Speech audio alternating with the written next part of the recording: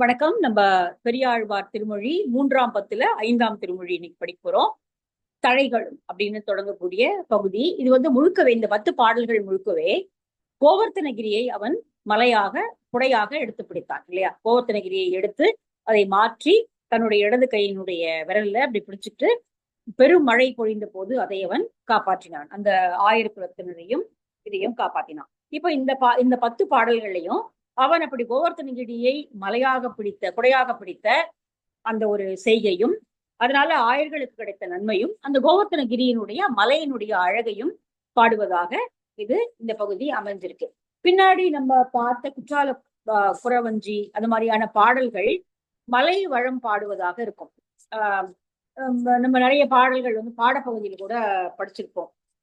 வானரங்கள் கனி கொடுத்து மந்தியோடு கெஞ்சும், மந்தி சிந்து கனிகளுக்கு வான்கவிகள் கெஞ்சும் அப்படிங்கிற மாதிரி பாடலாம் குற்றாலப்புறவஞ்சில ரொம்ப பிரபலமான பாடல்கள். அந்த மாதிரியான ஒரு மலை வளம் பாடக்கூடிய பாடல்களாக இந்த பாடல்கள் இருக்கு. இது ஒரு தனி அழகாக இருக்கிறத நம்ம பார்க்க முடியும். இதுல கண்ணனுடைய செய்கைகளாக விளையாட்டல்களாக எதுவும் இல்லை. இந்த 10ல இந்த மாதிரி பாடல்கள் தான் இருக்கு. சரி. அட்டுக்குவி சோற்று பருப்பதமும் தயிர் வாவியும் நெய் அலரும் அடங்க பொட்டத்துற்றி மாறி பகை புணர்த்த பொறுமா கடல் வண்ணன் பொருத்த மலை வட்டத்தடங்கன் மடமான் கன்றினை வளைவாய் பற்றி கொண்டு புறமகளிர் பொட்டை தலைப்பால் கொடுத்து வளர்க்கும் கோவர்த்தனம் எனும் கொற்றக்குடையே. இது கோவர்த்தன மலையினுடைய அழகு. ஒரு பாதி அவன் மலையை குடையாக எடுத்த அழகு.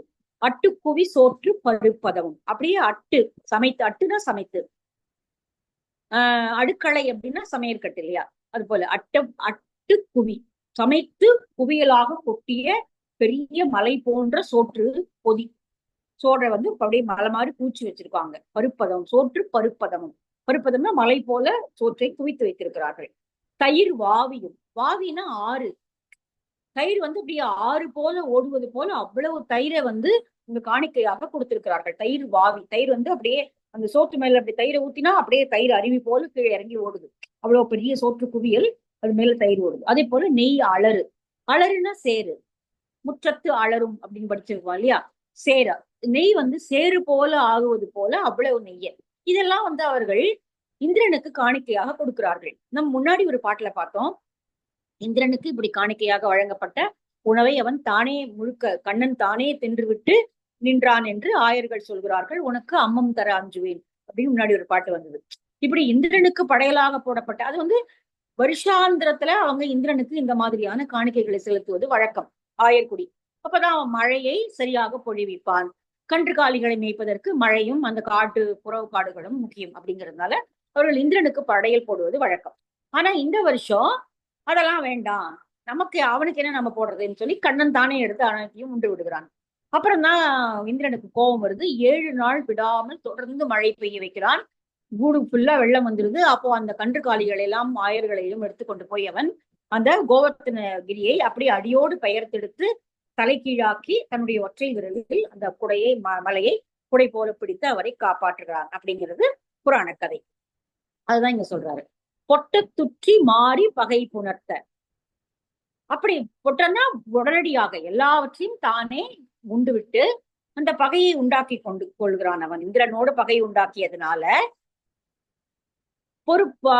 பெரிய அளவுக்கு பொறுமா கடல் போல, பெரிய கடல் வெள்ளம் சூழ்ந்தது போல மழை அங்க வெள்ளம் சூழ்கிறது. பொருத்த மலை. உடனே அவன் இந்த பகையில் இருந்து மக்களை காப்பாற்ற வேண்டும் என்பதற்காக குடையாக மலையை கையிலே எடுத்தான். அந்த மலை எப்படிப்பட்ட மலை தெரியுமா? சரி, அவன் மலையை கையிலே எடுத்தான் அப்படிங்கிறது முதல் 4 வரி. அடுத்த 4 வரியில இந்த மலை எப்படிப்பட்டது அப்படின்னா, வட்டத்தடங்கன் மடமான் கன்றினை வளைவாய் பற்றி கொண்டு புறமகளிர் கொட்டை தலைப்பால் கொடுத்து வளர்க்கும் கோவர்த்தனம் என்னும் கொற்றக்குடையே. அங்க வேடர்கள் அம்பு விட்டு விலங்குகளை எல்லாம் வேட்டையாடும் பொழுது அவர்களுடைய வலை வீசியும் பிடிப்பார்கள், வில் அம்பு போட்டும் பிடிப்பார்கள், வலை வீசியும் பிடிப்பார்கள். அப்படி மலை வீசி பிடிக்கும் பொழுது ஒரு சிறிய மான் கன்று மாட்டிக்கொள்கிறது. இப்ப அந்த மான் கன்றை கொள்ள மனம் இல்லாம அவங்க கொண்டு போய் அந்த தன்னுடைய புற மகளிரிடம் கொண்டு போய் கொடுக்கிறார்கள். அந்த அழகான வட்டமா இருக்கும் இல்லையா? மானுடைய கண்ணு வட்டமா இருக்கும். அந்த அழகான வட்டமான கண்களை உடைய மானுடைய கன்றனை கொண்டு போய் அவர்கள் மானை கொண்டுட்டாங்க. அம்மாவுக்கு மானை கொன்று அவர்கள் உண்டு புசித்து விடுப்பார்கள். அப்ப அந்த மான் கன்ற கொன்ன மனசு இல்லாம அந்த குறமகளிடம் கொண்டு போய் கொடுக்கும் பொழுது அவர்கள் கொட்டை தலைப்பால் கொடுத்து, கொட்டைனா இந்த இளவம் பஞ்சுல இருந்து எடுத்து அந்த பஞ்சை எடுத்து அந்த பஞ்சைனா இப்போ அதுக்கு அம்மா கிட்ட பால் குடிக்க தெரியாது, அம்மா இல்ல பால் குடிக்க தெரியாது, அதனால இந்த பாலில பஞ்சை நினைச்சு இந்த மான் குட்டிக்கு ஊட்டுறாங்க. ஊட்டி அந்த மான்குட்டியை வளர்க்கிறார்கள், கொடுத்து வளர்க்கும். இப்படிப்பட்ட குறமகளிரும் குறவர்களும் இருக்கக்கூடிய அவர்கள் மானை இப்படி வளர்க்கக்கூடிய அந்த கோவர்த்தனம் என்கிற மலையைத்தான் அவன் குடையாக எடுத்தான் அப்படின்னு இந்த பாடல் சொல்லு. எளிமையான பாடல் தான் இல்லையா? சரி, அடுத்த பாடல். வழு ஒன்றும் இல்லா செய்கை வானவர்கோன் வழிபட்டு முனிந்து விடுக்கப்பட்ட மழை வந்து 7 நாள் பெய்து மாத்தடுப்ப மதுசூதன் எடுத்து மறித்த மலை இழவு தறியாதது ஓர் ஈற்றுப்பிடி இளம் சீயம் தொடர்ந்து முடுகுதலும் குழவி இடைக்காலிட்டு எதிர்ந்து பொறும் கோவர்த்தனம் எனும் கொற்றக்குடையே. முதல் 4 வரி பெரிய மழை பொழிந்து வெள்ளம் சூழ்ந்தது, அவன் கோவர்த்தனத்தை குடையாக எடுத்தான் அப்படின்னு அதே சொல்லுது, முன்னாடி சொன்னதே சொல்லுது. அடுத்து வரக்கூடிய 4 வரி அந்த மலையினுடைய சிறப்பை சொல்லுது. முதல்ல பாட்டுல மான்குட்டியை குறமகளிர் வளர்க்கிறதுன்னு பார்த்தோம். இதுல வந்து ஒரு யானை கன்று ஈண்டிருக்கிறது, ஒரு ரொம்ப இளம் கன்று. அதை கொல்வதற்காக ஒரு சிங்கத்தினுடைய கன்று வருகிறது, அதுவும் அந்த சிங்கத்தினுடைய குட்டி வருகிறது. இப்ப இந்த இதை கொண்டு சாப்பிடணும் அப்படிங்கிறது இப்பதான் வேட்டை பழகி இருக்குமா இருக்கும், அதனால குட்டியா இருக்கிற பெரிய யானை அடிக்க முடியாது, அதனால குட்டி யானை அடிக்கலாம்னு அப்படின்னு வரும்பொழுது அதை எதிர்த்து தன்னுடைய அந்த யானை பெண் யானையானது அம்மா யானையானது தன்னுடைய கால்களுக்கு நடுவில் தன்னுடைய குட்டியை வைத்துக் கொண்டு அந்த இளம் சீயத்தோடு தைரியமாக போராடக்கூடிய காட்சிகளை உடையது அந்த கோவர்த்தன மலை அப்படின்னு இந்த பாட்டை சொல்றாங்க. வழு ஒன்றும் இல்லா செய்கை வானவர்கோன் வழிபட்டு முனிந்து விடுக்கப்பட்ட, குற்றமில்லாத தொழிலை உடையவனாகிய தேவேந்திரனுக்கு இவ்வளவு நாள் படையல் போட்டுட்டு இருந்தாங்க, அவனும் ஒழுங்கா மழையை பொழிஞ்சிட்டு இருந்தான். இப்ப கண்ணன் வந்து அவனுக்கு இனிமே படையல் போட வேண்டாம் அப்படின்னு சொன்னதுனால அவனே தானே எல்லாவற்றையும் மலை போல குவிக்கப்பட்ட உணவை எல்லாம் உண்டு விட்டதுனால தேவேந்திரனுக்கு கோபம் வந்துருச்சு. முனிந்துன்னா கோவப்பட்டு, வழிபட்டு முனிந்து விடுக்கப்பட்ட, அப்படி அவனுக்கு கோபம் வந்ததுனால அவன் என்ன பண்ணான், தன்னுடைய ஆழ்வைக்கு கீழே இருக்கக்கூடிய மேகங்களை எல்லாம் கூப்பிட்டு வருணனை அழைத்து நிற்காமல் மழை பெய்ய. 1 2 தான் தண்டனை, ஒண்ணு மழையே பெய்யாம இருக்கிறது, ஒண்ணு அதிகமா பெஞ்சு கெடுக்கிறது, 2 தான் இல்லையா? பெய்தும் கெடுக்கும் பெய்யாமலும் கெடுக்கும். அது போல இப்ப 7 நாள் விடாத மழை, மழை வந்து 7 நாள் பெய்து மாத்தடுப்ப, 7 நாள் விடாத மழை பெய்வதனால விலங்குகள் எங்கும் போக முடியாமல் அங்கும் இங்கும் நகர முடியாமல் தடுமாறி அந்த வெள்ளத்திலே சூழ்ந்து நிற்கும் பொழுது மதுசூதனன் எடுத்து மறித்த மலை, அவற்றையெல்லாம் காப்பதற்காக மதுசூதனன் ஆகிய கண்ணன் அந்த மலையை குடையாக எடுத்தான். சரி, அந்த மலை எப்படிப்பட்டது அப்படின்னா, இழவு தறியாதது ஓர் ஈற்றுப்பிடி இளம் சீயம் தொடர்ந்து முடுகுதலும், மேல மேல வந்து பாய வருது. முடுகுதல் அப்படின்னா அதை கொல்வதற்காக மேலே மேலே வந்து பிடுங்குவதற்காக வரும்பொழுது அங்க அந்த தாய் யானையானது தன்னுடைய கால்களுக்கு நடுவில் தன்னுடைய இளம் கன்றை வைத்துக் கொண்டு போராடி அதனை காப்பாற்றக்கூடிய அளவு. அதாவது கண்ணனுடைய குணம் என்ன, தன்னுடைய மக்கள் போல இருக்கக்கூடிய ஆயர்களை காப்பாற்றுவது. அதே இதுதான் அந்த மலைக்கும் இருக்கு. இந்த மலையினுடைய பண்புதான் அந்த கோவர்த்தனத்தை எழுப்பதற்கும் காரணமாக இருந்தது. அந்த தாய் யானையானது தன்னுடைய கன்றை பாதுகாத்துக் கொள்ளக்கூடிய இளம் சீயம் தொடர்ந்து முடுகுதலும் குழவி இடைக்காலிட்டு எதிர்ந்து பொறும், அச்சப்படாமல் தன்னுடைய குழவியை 4 கால்களுக்கு நடுவில் வைத்துக் கொண்டு அந்த யானையானது போரிட்டு இளம் சீயத்தை துரத்தக்கூடிய பண்புடைய மலை கோவர்த்தனம் எனும் கொற்றக்குடையே. கொற்றம்னா காப்பது, மன்னனுடைய கொடைக்குதான் கொற்றக்குடைன்னு சொல்லுவாங்க இல்லையா? கொற்றம்னாலே அது ஒரு குடை போல கவிழ்ந்து அனைவரையும் அரவணைத்துக் கொள்வது. இங்கே அவன் ஆயர் பாடியினுடைய கன்று காலிகளையும் ஆயர் மக்களையும் அவன் அரவணைத்து அந்த குடையை மலையையே அவன் குடையாக பிடிக்கிறார் அப்படின்னு சொல்றாங்க. சரி, அடுத்ததும் அதே மாதிரிதான். மை தடங்கண் மட ஆய்ச்சியரும் ஆண் ஆயரும் ஆனிரையும் அலறி எம்மை சரண் என்று கொள் என்று இறப்ப இலங்கு ஆழிக்கை எந்தை எடுத்த மலை தம்மை சரண் என்ற தம் பாவையரை குணம் மேய்க்கின்ற மானினம் காண்மின் என்று கொம்மை புயல் குன்ற சிலை குனிக்கும் கோவர்த்தனம் எனும் கொற்றக்குடையே. இதேதான் ஆயர்களும் ஆட்சிகளும் ஆணிரைகளும் ஆக இவர்கள் எல்லாரும் எங்களை காப்பாற்ற வேண்டும், நீயே எங்களுக்கு சரண் என்று ஓடி வந்து அவனுடைய தாழ் பணிந்து நிற்ப மை தடங்கன் மட ஆட்சியர், மையிட்ட அகலமான கண்களையுடைய இளமை பொருந்திய ஆட்சியர்களும் ஆட்சிய பெண்களும் ஆண் ஆயரும் ஆணை மேய்க்கின்ற ஆயர்களும் ஆணிரையும் அந்த ஆணிரைகளும் பசுக்கூட்டங்களும் கன்று கூட்டங்களும் அலறி எம்மை சரண் என்று கொள் எங்களை நீ உன்னுடைய பாதாத விந்தங்களில் சரண் என்று ஏற்றுக்கொள்வாயாக என்று சொல்லி வந்து நடுங்கி நிற்ப என்று இறப்ப என்று கெஞ்சி வேண்ட இலங்கு ஆழி கை எந்தை எடுத்த மலை தன்னுடைய கைகளிலே ஆழி சக்கரத்தை வைத்திருப்பவனாகிய எங்களுடைய தந்தை போன்றவனாகிய கண்ணன் எடுத்த மலை இந்த கோவர்த்தன மலை. சரி, அடுத்தது வேடர்கள் நிலத்துல பணி செய்யும் பொழுது அங்க இருக்கக்கூடிய மான் கன்றுகளை மானை ஓட்ட வேண்டும் என்ற இதனால அந்த இந்த இடம் கொஞ்சம் சரியா புரியல. தம்மை சரணென்ற தம் பாவையரை புனல் மேய்க்கின்ற மானினம் காண்மின் என்று கொம்மை புயல் கொன்ற சிலை குனிக்கும் பெண்களை பார்த்து மான் போல தெரிகிறார்கள் என்று அவர்கள் மேல் அம்பு எய்த புகுகின்ற வேடர்கள் வாழக்கூடிய மலை அப்படிங்கிற மாதிரி குறை கொடுக்கிறாரு. இது எந்த அளவுக்கு பொருத்தமாயிருது அப்படின்னு தெரியல. பெண்கள் அங்கே திணைப்புணத்துல வேலை செய்து கொண்டிருக்கிறார்கள். அவருடைய கண்கள் மானினுடைய கண்களை போல இருக்கிறது. அவை மான்கள் தான் என்று நினைத்து வேடர்கள் அம்பு எய்த புகுகிறார்கள். இந்த மாதிரி நிறைய கதைகள் நம்ம படிச்சுப்போம். இப்போ கண்ணனுடைய கடைசி இறுதி கட்டமே அப்படிதான் நடக்குது இல்லையா? அவனுடைய கால்களை அவன் நீட்டி ஒரு காட்டுல உட்கார்ந்து இருக்கும் பொழுது தூரத்திலிருந்து பார்க்கக்கூடிய ஒரு வேடன் அவனுடைய பாதங்களை ஒரு மானினுடைய முகம் என்று நினைத்துக் கொண்டு வில்லை அம்பு எய்துகிறான் அப்படிங்கிற மாதிரி கதை ஒரு கண்ணனுடைய இதுலே. இங்க அதே மாதிரியான அந்த கோவர்த்தன மலை இப்படி மயக்கக்கூடியது. அங்க வேலை செய்யக்கூடிய புனல் வேலை செய்யக்கூடிய பெண்கள் திணைப்புணத்தில் வேலை செய்யக்கூடிய பெண்களை தூரத்திலிருந்து பார்த்தால் மான்களை போல தெரிகிறார்களோ என்று சொல்லி அந்த வேடர்கள் வில் எய்தக்கூடிய மலை அந்த மலை கோவர்த்தன மலை அப்படின்னு மலையினுடைய சிறப்பை சொல்றான். சரி, அடுத்து கடுவாய் சின வெங்கட் களிற்றினுக்கு கவளம் எடுத்து கொடுப்பான் அவன் போல அடிவாய் உற கையிட்டு எழ பறித்திட்டு அமரர் பெருமான் கொண்டு நின்ற மலை கடல்வாய் சென்று மேகம் கவிழ்ந்திறங்கி கதுவாய்ப்பட நீர் முகந்து ஏரி என்பும் குடவாய்ப்பட நின்று மழை பொழியும் கோவர்த்தனம் எனும் கொற்ற குடையே. இதுக்கு ஏதாவது ராகம் இருக்கும் இந்த பாட்டுக்கு. ஏதாவது யாராவது ராகமா பாட தெரிஞ்சா நல்லா இருக்கு. ஏன்னா அதுல ஒரு ரைமிங்கா வருது பாருங்க. மொத்தம் முன்னாடி பாடலாம் விட இந்த பாடல் ரொம்ப ரைமிங்கா இருக்கு. ரெண்டாவது பகுதி கிட்டத்தட்ட நம்ம திருப்பாவையில படிச்ச 4வது பாடல். ஆழிமழை கண்ணா ஒன்றும் நீ கை கரவேல் ஆழியுள் புக்கு முகந்து கொடு ஆர்த்து ஏறி ஊழி முதல்வன் உருவம் போல் மேய்கருத்து பாழியம் தோளுடைய பத்மநாபன் கையில் ஆழி போல் மின்னி வலம்புரி போல் நின்றதிர்ந்து தாழாதே சாரங்கம் உதைந்த சரமழை போல் வாழ உலகினில் பெய்திடாய் நாங்களும் மார்கழி நீராட மகிழ்ந்தேலோர் எம்பாவாய். இது 4வது பாட்டு. மழை எப்படி பொய்யுது அப்படிங்கறது ஆண்டாள் பாடுறான். இந்த பாட்டுலயும் 4 வரியில பெரியாழ்வார் அதே தான் சொல்றாரு. கடல்வாய் சென்று கடலிடம் போய் மேகம் கவிழ்ந்திறங்கி மேகமே கீழே இறங்குதான்.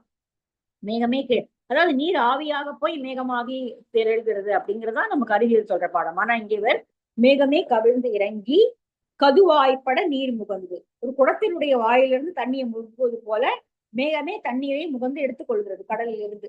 கதுவாய்ப்பட நீர் முகந்து ஏறி நீ தண்ணியை எடுத்துக்கிட்டு திரும்பி மேல ஏறி எங்கும் குடவாய்ப்பட நின்று மழை பொழியும். எங்கும் எல்லா இடத்திலும் மழை குடம் பொழிவது போல அந்த குடத்திலிருந்து நீர் கவிழ்வது போல நின்று எல்லா இடத்திலும் மழையை பொய்விக்கக்கூடிய கோவர்த்தனம் என்கக்கூடிய அந்த மலை அப்படிப்பட்ட மலை. சரி, அதுக்கு முன்னாடி அவன் அந்த மலையை அப்படி எடுக்கிறான் இல்லையா? அடியில இருந்து இப்படி கையை விட்டு அந்த மலையை அப்படி தூக்கணும் இல்லையா? தூக்கிதான் அப்புறம் ஒருத்த வரையில அப்படி தூக்கணும். அப்ப அந்த அவன் தூக்குற செயல் எப்படி இருக்கு அப்படின்னா, யானை கோபமாக இருக்கக்கூடிய யானைக்கு அந்த பாகன் உணவு கொடுப்பான் இல்லையா? யானையினுடைய உணவு என்பது சும்மா ஒரு சின்ன சின்ன உருண்டை எல்லாம் இருக்காது. பெரிய சோற்று மலை மாதிரி பூச்சி வச்சிருப்பாங்க. அதுல அப்படியே கையை விட்டு எடுத்து ஒரு பெரிய கவளம் போல உருட்டி அந்த யானை பாகன் அந்த யானைக்கு ஊட்டுவாங்க இல்லையா? அதுதான் அது மாதிரி இருக்குதான். அது போல ஒரு கோபம் கொண்ட யானைக்கு கவளத்தை ஊட்டு போகக்கூடிய பாகன் எப்படி கையை விட்டு அப்படி ஒரு பெரிய கவளத்தை உருட்டி அப்படி எடுப்பானோ, மேல தூக்கி அப்படி கொடுப்பானோ, அது போல அவன் அந்த கோவர்த்தன மலையை அடியில இப்படி கையை விட்டு இப்படி எடுத்து அப்படி தூக்கிட்டான் மேல அப்படின்னு சொல்றாரு. அழகா இருக்கு. கடுவாய்ச்சின வெங்கட் களிருக்கு கோபம் மிகுந்திருக்கக்கூடிய இல்ல முன்னாடி என்னாச்சு 266. இது 267 வருதா? 267 தான். சாரி, கரெக்ட் தான். கோபம் மிகுந்த சிவந்த கண்களை உடைய களிருக்கு கவளம் எடுத்து கொடுப்பான் அவன் போல. கவளத்தை எடுத்து கொடுக்கக்கூடிய அந்த பாகனை போல அடிவாயுற கையிட்டு எழ பரிசிட்டு, அடியில் அந்த மலைக்கு அடியில கைவிட்டு அப்படி எடுத்து தூக்கி அவன் அந்த மலையை, கோவர்த்தன மலையை தூக்கி நிற்கிறான். அமரர் பெருமான் கொண்டு நின்ற மலை. அமரர் பெருமானாகிய, அமரர்னா தேவர்கள், தேவர்களுடைய பெருமானாகிய தலைவர், தேவர்களுக்கெல்லாம் தலைவனாகிய அவன் இந்த மலையை பிரித்து எடுத்தான். கீழே இருக்கக்கூடிய 4 வரி நம்ம ஏற்கனவே பார்த்த மழை எப்படி பொழிகிறது அப்படின்னு வர்ணிக்கக்கூடிய வரியாக இருக்கிறது. சரி, அடுத்த பாடல். வானத்தில் உள்ளீர் வலியீர் உள்ளீரேல் அறையோ வந்து வாங்கமின் என்பவன் போல் ஏனத்து உருவாகிய ஈசன் எந்தை இடவன் என வாங்கி எடுத்த மலை காணக் களியானை தம் கொம்பிழந்து கதுவாய் மதம் சோர தன் கையெடுத்து பூணல் பிறை வேண்டி அண்ணாந்து நிற்கும் கோவர்த்தனம் எனும் கொற்ற குணையே. கடைசி 4 வரி மலையினுடைய வர்ணனை. மேல இருக்கிற 4 வரி மலையை அவன் எப்படி எடுத்தான் அப்படிங்கிற செய்கை. காணக்களியானை தம் கொம்பிழந்து, காணத்துல இருக்கக்கூடிய அந்த காட்டுல, கோவர்த்தன மலையில இருக்கக்கூடிய காட்டுல வாழக்கூடிய யானை தன்னுடைய விளையாட்டினால ஒரு கொம்பை இழந்து விட்டது. தம் கொம்பு இழந்து கதுவாய் மதம் சோர தன் கையெடுத்து, உடனே அதுக்கு தன்னுடைய கொம்பு உடஞ்சு போச்சே அப்படின்னு ஒரே வருத்தம். இந்த கொம்பு வேணுமே, என்ன பண்றது அப்படின்னும் போது மேல பாக்குது, வானத்துல பிறை நிலா இருக்கிறது. அப்போ பிறை நிலா வந்திருக்கிறது. அமாவாசை முடிஞ்சோ அல்லது பௌர்ணமி முடிஞ்சோ நிலா, பிறை நிலா இருக்கு. பூணல் பிறை வேண்டி அப்படி வளைந்திருக்கக்கூடிய அந்த பிறையை, இது நமக்கு தந்தம் போல வெண்மையாகவும் இருக்கிறது, வளைந்தும் இருக்கிறது, சிறியதாகவும் இருக்கிறது, தந்தம் போலவே இருக்கிறது என்று சொல்லி அந்த வானத்தை நோக்கி கையை நீட்டி இதை பறிக்க பார்க்கிறதாம். அந்த பிறை நிலவை அது பறிக்க பார்க்க. பூணல் பிறை வேண்டி அண்ணாந்து நிற்கும். அண்ணாந்து பார்த்தீங்கன்னா எட்ட முடியாது இல்லையா, அது ரொம்ப தொலைவில் இருக்கு. எப்படி உச்சி கிளைய பறிக்கிறதுக்கு அண்ணாந்து ஏறுமோ அது போல அந்த யானை அண்ணாந்து அந்த நிலவை பறிக்க பார்க்கிறதாம். அழகா இருக்கு வசனம், இது வர்ணனை அழகா இருக்கு. அப்படிப்பட்ட மலை இந்த கோவர்த்தன மலை. இந்த மலையை தான் எடுத்தான். வானத்தில் உள்ளீர் வலியீர் உள்ளீரேல் அறையோ வந்து வாங்குமின் என்பவன் போல வராகத்தினுடைய ஏனத்து உருவாகிய, ஏனம்னா பன்றி, பன்றியினுடைய உருவாகி முன்னால் இந்த பூமியை காத்தவனாகிய எந்தை, எங்களுடைய காப்பானாகிய கண்ணன் இடவன் என வாங்கி எடுத்த மலை. இடது கையில வந்து தூக்கி பிடிச்சான். மேல் உலகில இருக்கிறவங்களே, நீங்களாம் அவங்களுக்கு எல்லாம் பலமா இருந்தா வந்து வாங்குங்க, அங்க இதை பிடிக்க பார்க்கலாம் அப்படின்னு சொல்லி ஒரு பந்தை எடுத்து போடுவதை போல தன்னுடைய இடது கையினால அந்த கோவர்த்தன மலையை அப்படியே அடியோடு எடுத்து மேல தூக்கிட்டான். வானத்தில் உள்ளீர் வலியீர் உள்ளீர், வானத்துல இருக்கக்கூடிய தேவர்களே, உங்களை யாராவது வலிமையானவர்கள் இருந்தால் வாங்க, வந்து வாங்கிக்கோங்க பார்க்கலாம், இந்த மலையை நான் தூக்கி போடுறேன்னு பிடிச்சுக்கோங்க பார்க்கலாம் அப்படின்னு என்று சொல்வதை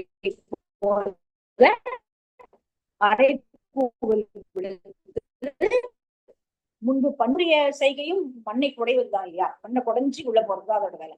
அது போல இவன் அங்கே மலையை குடைந்து எடுத்து மேலே தூக்கிவிட்டு அவர்களுக்கு அரைக்கோவல் எடுத்தான்.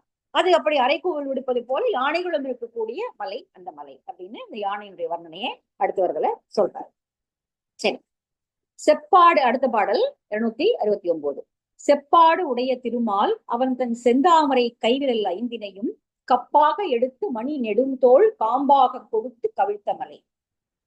எப்பாடும் பறந்து இழி தெள் அருவி இலங்கு மணி முத்து வடம் பிறழ குப்பாயம் என நின்று காட்சி தரும் கோவர்த்தனம் எனும் கொற்றக்குடையே. ரொம்ப அழகா இருக்குது பாட்டு. குப்பாயம்னா சட்டை, நம்ம ஏற்கனவே சிலப்பதிகாரத்துல பார்த்தோம். குப்பாயம் அப்படிங்கிறது வந்து மேல அணிந்து கொள்ளக்கூடிய சட்டை அப்படின்ற மாதிரி. இங்க அந்த மலையை அவன் தூக்கிட்டான். மலையை தூக்கின உடனே மலை மேல இருந்து நிறைய அருவிகள் கொட்டி கொண்டிருக்கிறது இல்லையா. ஏற்கனவே இந்த கோவர்த்தன மலையில நிறைய அருவிகள் இருந்தன. இப்ப அந்த அருவி எல்லாம் என்ன பண்ணோம், இப்ப மலைய வந்து இப்படி தூக்கிட்டான். அப்ப மலை மேல இருந்து அருவி இப்ப கீழே தானே கொட்டும் இல்லையா, கீழே கொட்டிட்டு இருந்துச்சு, இருந்து ஆறா ஓடிட்டு இருந்துச்சு. இப்ப அது மேல இருந்து அப்படியே கொட்டுது. இப்ப அவன் கீழே நிக்கிறான் அவன். அப்ப அந்த மலை மேல இருந்து வர அருவி எல்லாம் என்ன ஆகும், அவனுடைய உடம்பில் மேல அப்படியே வழிஞ்சு ஓடுது. முத்து முத்தாக நீர் ஓடக்கூடிய அருவிகள். அப்ப அது வந்து முத்தால செய்யப்பட்ட குப்பாயம் போல இருக்கான். எவ்வளவு அழகா கற்பனை பண்ணியிருக்காரு. இலங்கு மணி முத்து வடம் பிறழ குப்பாயம் என நின்று காட்சி தரும். நாமளே கற்பனை பண்ணி பார்த்துக்கலாம். கோவர்த்தனகிரியை அவன் தூக்கி நிற்கிறான். அது மேல இருந்தக்கூடிய அருவிகள் எல்லாம் இப்ப வழிஞ்சு அவன் மேலை மேனியை தழுவி கொண்டு கீழே விழுகின்றன. அப்படியே முத்து முத்து முத்து மடம் போல இருக்கிறது. அது இல்லாம கொஞ்ச நேரம் நிறைய பெரிய மலை, நிறைய அருவிங்கிறதால அப்படியே முத்தால சட்டை போட்ட மாதிரி இருக்கான் அவனுக்கு. அந்த மாதிரி இருக்கு. அப்படி ஒரு மலையை வந்து தூக்கிட்டான். செப்பாடு உடைய திருமாலவன் செம்மையுடையவனாகி திருமாலாகி அவன் தன் செந்தாமரை கைவிரல் அந்த 5 அவன் ஒரே கையால தான் வச்சுக்கிறான், 2 கை யூஸ் பண்ணல. ஒரே கையால தான், இடது கையால 5 விரலால தூக்கினான். கப்பாக எடுத்து மணி நெடுந்தோள், அந்த மலையை குடைக்காம்பு போல எடுத்து தலைகீழாக பிடித்தான். அந்த மலையை அப்படி தூக்கி, மலையை அப்படியே பிடிக்கல, மலையை அப்படி தூக்கி இப்படி பிடிச்சிட்டான். சோ வந்து ஏன்னா மலையை அப்படி அது மாதிரிதான் அவங்க இவர் காட்சிப்படுத்துறாரு. கப்பாக எடுத்து மணி நெடுந்தோள் காம்பாக கொடு, தன்னுடைய அப்ப அந்த மலைக்கு காம்பு போல எது நின்னுது அப்படின்னா அவனுடைய மணி தோல் தான் நின்னுது. அவனுடைய கைகள்ல அவன் தாங்கி பிடிச்சிருக்கான். அவனுடைய தோல் வந்து அப்போ காம்பு போல, ஒரு மலரை தாங்கக்கூடிய கொம்பு போல அல்லது காம்பு போல அவனுடைய மணித்தோல் விளங்கியது. அப்போ அந்த மலையில நிறைய அருவிகள் இருக்கின்றன. எப்பாடும் பறந்து இழிதரு இழி தெள் அருவி. அந்த மலையில பல பக்கங்கள்ல இருந்து அருவிகள் விழும். எப்பவுமே மழை பொழிஞ்சு அருவிகள் விழுந்து கொண்டே இருக்கும். அப்போ அந்த இதெல்லாம் இலங்கு மணி முத்து வடம் போல, அவையெல்லாம் முத்து வடங்கள் கோர்க்கப்பட்டது போல இப்போ அவன் மேல் போய்கின்றன. மலையை அப்படி தூக்கிட்டதுனால அது அவன் முத்தாலாகிய குப்பாயம்னா சட்டை அணிந்திருப்பது போல காட்சி அளிக்கிறது. அப்படிப்பட்ட செய்கையை அவன் செய்தான். அது கோவர்த்தன் என்ற கொற்ற குடையை அவன் தூக்கினான் அப்படின்னு சொல்றாங்க. சரி, அடுத்தது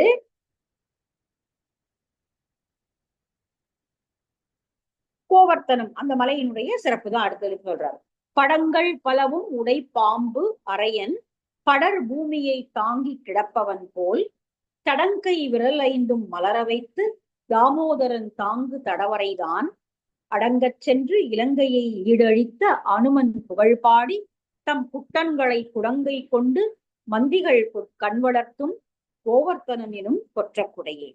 இங்க தங்களுடைய குட்டன்களை, குரங்குகள் மந்திகள் தங்களுடைய குட்டிகளை கையில் வைத்துக் கொண்டு இலங்கையில் சென்று நம்முடைய மூதாதையான அனுமன் அந்த இலங்கைக்கு சென்று அவர்களை அழித்து வந்தான் அல்லவா, அவனுடைய புகழை பாடுவோம் அப்படின்னு சொல்லி அந்த மந்திகள் எல்லாம், மந்திகளுடைய மூதாதை யார் இப்போ வந்து அனுமன், அந்த அனுமனுடைய புகழை பாடி அந்த குழந்தைகளை தாளாட்டி தூங்க செய்கிறதாம். நல்லா இருக்கு கற்பனை. அடங்கச் சென்று இலங்கையை ஈடழித்த, ராமபிரானுக்கு சீடனாக அடங்கி சென்று அங்கே இலங்கையை அழித்தவனாகிய அனுமன் புகழ் பாடி, இந்த அனுமனுடைய புகழ் பாடி தம் குட்டன்களை, தன்னுடைய குட்டிகளை, குட்டன் நிறைய அடிக்கடி வரக்கூடிய ஒரு வார்த்தை இல்லையா, இன்னமும் மலையாள பக்கத்துல புழங்கக்கூடிய ஒரு வார்த்தை. குட்டன்களை குடங்கை கொண்டு மந்திகள் கண் வளர்த்தும், மந்தி பெண் குரங்குகள் தன்னுடைய குழந்தைகளுக்கு தாலாட்டு பாடி தூங்க வைக்கின்றன. அந்த தாலாட்டுல யாருடைய பெருமையை பாடுகிறது என்றால் அனுமனுடைய புகழை அவை பாடுகின்றன. தென்னிலங்கை சென்று அழித்தவனாக, ஏன்னா ராமாவதாரம் வந்து அதுக்கு முன்னாடி தானே, கிருஷ்ணாவதாரத்துக்கு முன்னாடிதான் ராமாவதாரம். அதனால அனுமனுடைய புகழ் இங்க வந்தாச்சு. அனுமன் புகழ் பாடி தன்னுடைய குழந்தைகளை, தன்னுடைய குரங்கு குட்டிகளை தூங்க வைக்கக்கூடிய மலை அந்த மலை. அவ்வளவு அழகான மலை. குடங்கை கொண்டு மந்திகள் கண் வளர்த்தும் கோவர்த்தனம், அது தூங்க வைக்குதான் தாலாட்டு பாடி. என்ன அழகான கற்பனை.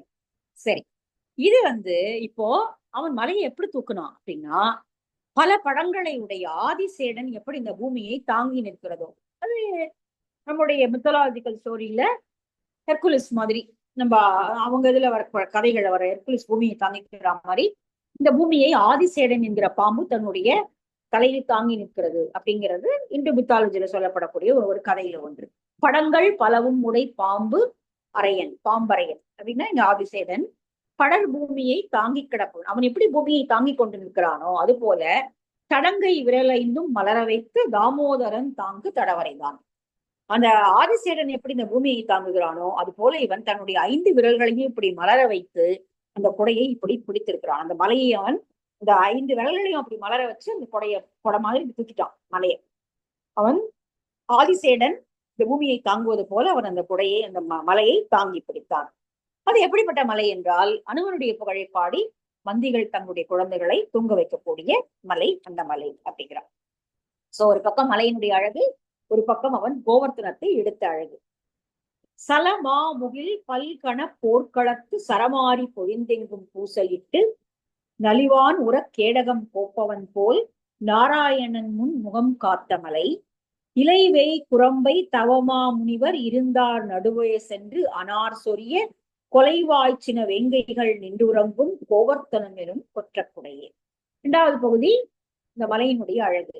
முதல் பகுதி மழை மேகங்கள் போர் சரங்களை போல பொழிய ஒரு கேடகத்தை நின்று எப்படி ஒருவன் பகை புலத்தை தாங்கி நிற்பானோ, ஒரு படை வீரன் எப்படி தாங்கி நிற்பானோ அது போல அவன் தன்னுடைய கன்று காலிகளையும் ஆயர்களையும் அவன் காத்து நின்றான் அப்படின்னு சொல்றது. இரண்டாவது பகுதியில இலைவே குரம்பை தவமா முனிவர். அந்த கோவர்த்தன மலைக்குள்ள காடு இருக்கிறது, நிறைய காடு இருக்குன்னு முன்னாடி எல்லாம் பார்த்தோம். அந்த காடுகளுக்குள்ள தவ முனிவர்களும் வசிக்கிறார்கள். அவர்கள் இலையால் வேயப்பட்ட குரம்பைகளை, குடிசைகளை கட்டிக்கொண்டு அங்கே வாழ்கிறார்கள். அவர்கள் தவம் இயற்றக்கூடியவர்கள், வேள்வி செய்யக்கூடியவர்கள், வேறு யாருக்கும் தீங்கு செய்பவர்கள் அல்ல. அதனால அவங்க வீடுகளுக்கு நடுவுல போய் கொலைவாய்ச்சின வேங்கைகள், சினம் பொருந்திய கண்களை உடைய கொலை செய்யும் தொழிலை ஆகிய வேங்கைகள் அவங்க இடத்துல போனா ஒண்ணும் செய்யாது. அந்த தவ முனிவர்கள் வாழக்கூடிய வீடுகளுடைய வாசல்ல இந்த வேங்கைகள் அமர்ந்து உறங்கும். எப்படி ஒரு ஆட்டுக்குட்டியோ மாட்டு கன்றோ எப்படி எங்க தூங்குமோ அது போல கொலை செய்யக்கூடிய தொழிலை உடையதாகிய வேங்கைகள் மற்றவர்களுக்கு பார்த்தா பயமா இருக்கும். ஆனால் அந்த வேங்கைகள் யாரையும் அவங்க யாரையும் ஒண்ணும் செய்யாது. அது ஒரு ஏதோ ஒரு கன்றுக்குட்டி படுத்துக் கொள்வது போல அந்த வேங்கைகள் போய் அவங்க வீட்டுக்கு குடிசைகளுக்கு நடுவுல அவை படுத்து உறங்கி கொண்டிருக்கும். இப்படிப்பட்ட மலை அந்த கோவர்த்தன மலை. சரி, இங்க மேகங்கள் சல முகில், சலம்னா ஜலம், ஜலம் நிறைந்த தண்ணீர் நிறைந்த அந்த பெரிய மழை மேகங்கள் பல்கண போர்க்களத்து பல்வேறு கருவிகளை கொண்டு போர் செய்யக்கூடிய போர்க்களத்தினுடைய ஒரு காட்சியை போல சரமாறி பொழிந்து, சரம்னா அம்பு, அம்புகளை பொழிந்து எங்கும் பூசலிட்டு அப்படி மழை பெய்கிறது. ஒரு போர்க்களத்துல பல்வேறு பக்கங்களிலிருந்தும் அம்புகள் திரண்டு வருவதை போல இங்கே மழை எல்லா பக்கங்களிலிருந்தும் பெய்கிறது. அப்போ நலிவான் முறை, இந்த நலிந்தவர்கள் எல்லாம் காப்பாற்றப்படும்படியாக அவன் கேடகம் போல, கேடயம் தெரியுங்களா, பாதுகாப்பதற்கான ஒரு படைக்கருவி, அதை போல அவன் கோப்பவன் போல் நாராயணன் முன் முகம் காத்த மலை. நாராயணன் ஆகிய அவன் எம்பிரான் இந்த மலையை குறையாக எடுத்து எங்களை எல்லாம் காத்து ரட்சித்தான். காரணம் அந்த மலை இப்படிப்பட்ட மலை, தவமுனிவர்களுடைய இல்லத்திற்கு நடுவில் எல்லாம் வேங்கைகள் படுத்து உறங்கக்கூடிய மலை அந்த மலை அப்படின்னு சொல்றான். சரி, 272வது பாட்டு. வன் பேய் முலை உண்டதோர் வாயுடையன் வன் தூணன நின்றது ஓன் வன்பரத்தை தன் பேர் இட்டுக்கொண்டு தரணிதனில் தாமோதரன் தாங்கு தடவரைதான் முன்பே வழிகாட்ட முசுக்கணங்கள் முதுகில் பெய்து தம்முடைய குட்டன்களை கொம்பு ஏற்றி இருந்து புதிப்பயிற்றும் கோவர்த்தனம் எனும் கொற்றக்குடையே. இரண்டாவது பகுதி, அங்க தங்களுடைய முதுகலை ஏற்றிக்கொண்டு குரங்கு குட்டிகள், குரங்குகள் தங்களுடைய குட்டிகளை முதுகலை ஏற்றிக்கொண்டு ஒரு கொம்புல இருந்து இன்னொரு கொம்புக்கு தாவுது. இங்க இருந்து அங்க தாவி குதிக்குது. எதுக்குன்னா பாடம் பயிற்று வைக்கிறதாம். இங்க பாத்துக்கா, இன்னும் கொஞ்ச நாள் தான் நான் தாங்கி இருப்பேன் உன்னை முதுகுல, அப்புறம் நீயே தான் அப்படி தாங்கி தாங்கி போகணும், தாண்டி தாண்டி கொம்புல குதிச்சு போனோம் அப்படின்னு சொல்லி பாடம் பயிற்று வைக்கிறதாம். நம்ம எல்லா விலங்குகளுமே பார்த்திருப்போம். இரையாடுவது எப்படின்னு சொல்லிக் கொடுப்போம், பறக்கிறது எப்படின்னு சொல்லிக் கொடுப்போம். இங்க மந்தி கூட்டங்கள் தங்களுடைய முதுகுல கட்டியிருக்கக்கூடிய அந்த குரங்கு குட்டிகளுக்கு ஒரு கொம்புல இருந்து எப்படி குதிக்கிறதுன்னு சொல்லிக் கொடுக்குது. அப்படிப்பட்ட அழகான மலை அது. இங்க முதல்ல இருக்கக்கூடிய 4 வரியில பூதனையினுடைய உயிரை குடித்தவனாகிய அவன் ஒரு பெரிய தூணை காத்து நின்றது போல, ஒரு பாரம் பொருந்தியவன் பரத்தை அப்படின்னு, பரத்தைனா இங்க பரத்தைங்கிற அந்த மீனிங் இல்ல, வன் பாரத்தை பெரிய வன்மையான பாரம் பொருந்தி அந்த தூணை தாங்கி நிற்பதை போல அவன் அந்த கோவர்த்தன மலையை தாங்கி நின்றான். அவ்வளவுதான். வன் பேய்முலை உண்டதோர் வாயுடையன், இந்த பேயாக வந்த பூதனையினுடைய உயிரை குடித்தவனாகிய வாயுடையவனாகிய தாமோதரன் வன் தூணன நின்றது ஓன் வன் பரத்தை, பாரத்தை அப்படிங்கிறது இங்க பரத்தை வந்திருக்குன்னு சொல்றாரு. தன் பேர் இட்டு கொண்டு கரணிதனில் தாமோதரன் தாங்கு தடவரைதான், அந்த வலிய தூணை பெரிய பாரத்தை தாங்கி நிற்கக்கூடிய ஒரு மாளிகையை போல அவன் அங்கே காவலாக இந்த மக்களுக்கு நின்றான். தன் பெயர் இட்டுக்கொண்டு, தன்னுடைய பெயரை இட்டு எடுத்து தாங்குகின்ற மலையை போல அவன் அங்கே அந்த கோவர்த்தன மலையை, அவன் கோவர்த்தன் இல்லையா, அந்த மலைக்கும் அவனுக்கும் ஒரே மாதிரியான பேர். அப்போ அந்த மலையை அவன் ஒரு பெரிய பாரத்தை தூண் தாங்குவதை போல தாங்கி நிற்கிறான். இந்த மலை எப்படிப்பட்டது அப்படின்னா, முசுக்கணங்கள், முசுன்னா பெண் குரங்கு, பெண் குரங்குகள் தங்களுடைய குட்டிகளை முதுகில் சுமந்து கொண்டு ஒரு கொம்பிலிருந்து இன்னொரு கொம்பிற்கு தாவி அவற்றுக்கு பாடம் பயிற்றுவிக்கின்றன. இப்படிதான் இது இருக்கணும் அப்படின்னு சொல்லி பாடம். அப்படிப்பட்ட ஒரு அழகான மலை அந்த கோவர்த்தன மலை அப்படின்னு இந்த மலையினுடைய அழகையும் அவர் சொல்றார். சரி, அடுத்து இவன் இவ்வளவு பெரிய மலையை தூக்குனானே, அவனுக்கு ஏதாவது வந்துதா, அவனுக்கு ஏதாவது சோர்வு வந்துதா? எப்படி சோர்வு வரும்? அவன் எம்பெருமான் இல்லையா, அவனுக்கு எப்படி சோர்வு வரும்? அவன் இந்த உலகையே காக்கிறவன், திருமால் தான் காக்கும் கடவுள். அப்போ திருமாலுடைய வடிவம் தான் இவன், அவனுக்கு எப்படி சோர்வு வரும்? ஒரு சோர்வும் வரல. அவனுடைய ஒரு நகத்துல கூட அழுக்கப்படல, அவனுடைய நகம் கூட சோரல. அந்த அளவிற்கு எந்த சோர்வும் இல்லாமல் அவன் இந்த மலை பொழிய பொழிய மழை பொழிய பொழிய அந்த கோவர்த்தனத்தை தூக்கி எடுத்து அவன் அவர்களை காப்பாற்றினான். கொடியேறு செந்தாமரை கைவிரல்கள் கோலமும் அழிந்தில வாடிற்று இல. வடிவு ஏறு திருவுகிர் நொந்தும் இல மணிவண்ணன் மலையும் ஓர் சம்பிரதம். சம்பிரதம்னா இந்திரஜாலம். முடியேறிய மாமுகிர் பல்கணங்கள் முன்னெற்றி நரைத்தன போல் எங்கும் குடியேறி இருந்து மழை பொழியும் கோவர்த்தனன் எனும் கொற்ற கொடையே. இப்போ இந்த கோவர்த்தன மலைக்கு மேலையும் இப்போ மழை மேகங்கள் அப்படியே நிக்குது. இப்போ மழை நின்று போயிருக்குமா இருக்கும், இல்ல மழை மேகங்கள் அப்படியே நிக்குது. அது பார்ப்பதற்கு எப்படி இருக்கிறது என்றால், முன்னெற்றி நரைச்சிருக்கும் இல்லையா, முன்னெற்றி நரைச்சா வெள்ளை வெள்ளையா முடியிருக்குமோ அது போல இருக்கான். அந்த கோவர்த்தன மலைக்கு மேல அந்த மழை மேகங்கள் தவழ்வது முன்னெற்றி மயில் நரைத்தது போல இருக்கிறதா அப்படின்னு ஒரு வர்ணனையை அவர் கொடுக்கிறார். முடியேறிய மாமுகிர் பல்கணங்கள், அந்த மலைக்கு மேலே பொங்கிற்கணங்கள் இருக்கிறது. அவையெல்லாம் பார்ப்பதற்கு முன்னெற்றி நரைத்தன போல், முன்னெற்றியில முடி நரைத்தது போல இந்த மழை மேகங்கள் தவழ்கின்றன. அப்படிப்பட்ட மழை பொழியக்கூடிய, எப்பொழுதும் மேகம் தங்கி மழை பொழியக்கூடிய மலை அந்த கோவர்த்தன மலை. சரி, கொடியேறு செந்தாமரை கைவிரல்கள். அவன் அந்த மலையை தாங்கி நின்னானே, அவன் கை வலிச்சிருக்காதோ அப்படின்னு ஒரு கேள்வி வந்திருக்கலாம். கோலமும் அழிந்திரு, அவனுடைய செந்தாமரை கொடி போன்ற அவனுடைய கைகள்ல கோலங்கள் எதுவுமே அழியல, ஒண்ணுமே ஆகல அந்த விரல்களுக்கு, வாடிற்று இல்லை, அந்த கை தோண்டு போகவும் இல்லை. வடிவு ஏறு திரு உகிர் நொந்தும் இல்லை, அவனுடைய திரு உகிர்ன நகம், அவனுடைய நகத்துல கூட எந்த மாறுபாடும் வரல. இவ்வளவு ஒரு சுமையை சுமந்து கொண்டு அவன் இவ்வளவு நாட்களாக நிற்கிறானே, ஏதாவது அவனுடைய கைக்கு ஏதாவது ஊடுவதுதா என்றால் ஒன்றுமே இல்லை. மணிவண்ணன் மலையும் ஓர் சம்பிரதம். சம்பிரதம்னா இந்திரஜாலம், மாயாஜாலம். ஐயோ, இப்படி ஒரு மாயாஜாலம் நடக்குமா அப்படிங்கிறது போலதான் அந்த காட்சி இருந்ததே ஒழிய அவனுடைய கைகளுக்கு ஒன்றுமே ஆகவில்லை. அவன் அப்படிப்பட்ட அழகோடும் சிரிப்போடும் அந்த மலையை அவன் தாங்கி நின்றான். சரி, இந்த பாடல்களை எல்லாம் படிப்பவர்களுக்கு என்ன கிடைக்கும் அப்படின்னா, நன்குடை பத்தர் உள்ளார் பரமானந்த வைகுந்தம் நன்னுவரை. நிறைவு பாடல்ல இந்த 10 பாடல்களை படிப்பவர்களுக்கு வைகுண்டத்தில் பதவி கிடைக்கும். அறவிற்பள்ளி கொண்டு அறவும் துறந்திட்டு அறவப்பகை ஊர்தி அவனுடைய புறவிற்கொடி முல்லைகள் நின்று உறங்கும் கோவத்தனம் எனும் கொற்றக்குடை மேல் திருவிற்பொலிமா மறைவாணர் புத்தூர் திகழ் பட்டர்பிரான் சொன்ன மாலை 10 பரவு மனம் நன்குடை பத்தர் உள்ளார் பரமானந்த வைகுந்தம், பரமான வைகுந்தம் நன்னவரே. அவர்கள் வைகுந்த பதவியை அடைவார்கள். நம்ம எல்லாம் போயிட்ட பிறகு நமக்கு வைகுந்தம் கிடைக்கும் இங்க இந்த உலகத்திலிருந்து போகும்போது. சரி, அவன் அறவிற்பள்ளி கொண்டவன், ஆதிசேடனை பள்ளியாக கொண்டவன். அவன் கண்ணனாக அவதரித்த போது அதே பாம்பினுடைய இனமாகிய காளியனை அவன் துரத்தினான். அடுத்தது பாம்பிற்கு பகையாகிய கருடனை வாகனமாக அவன் கொண்டிருந்தவன். அறவப்பகை ஊர்தி, அறவப்பகை இங்க கருடனை தன்னுடைய வாகனமாக அவன் கொண்டிருக்கிறான். அங்க அந்த குடையில ஸ்ரீவில்லிபுத்தூரிலே குறவிற் கொடிமுல்லைகள் நின்று உறங்கும். அந்த மலையிலே கொடிமுல்லைகள் நின்று உறங்கக்கூடிய கோவர்த்தனை எனும் கொற்றத்தை அவன் குடையாக எடுத்தான். அப்படிப்பட்டவன் திருமலிகின்ற மார்பினை உடையவனாகிய அவன் வாழக்கூடிய வில்லிபுத்தூரில் இருப்பவனாகிய விஷ்ணு சித்தன் எழுதிய பாடல்களை, இந்த 10 பாடல்களை படிக்கக்கூடிய பக்தர்கள் வைகுண்ட பதவியை அடைவார்கள். அவ்வளவுதான். சரியா? இதோட நம்ம 5ஆம் திருமொழி முடிச்சிட்டோம். அடுத்தது கண்ணனுடைய குழலினுடைய சிறப்பை அடுத்த பாடல்கள் அவர் சொல்றார். அடுத்த பகுதியை நாளை பார்க்கலாம்.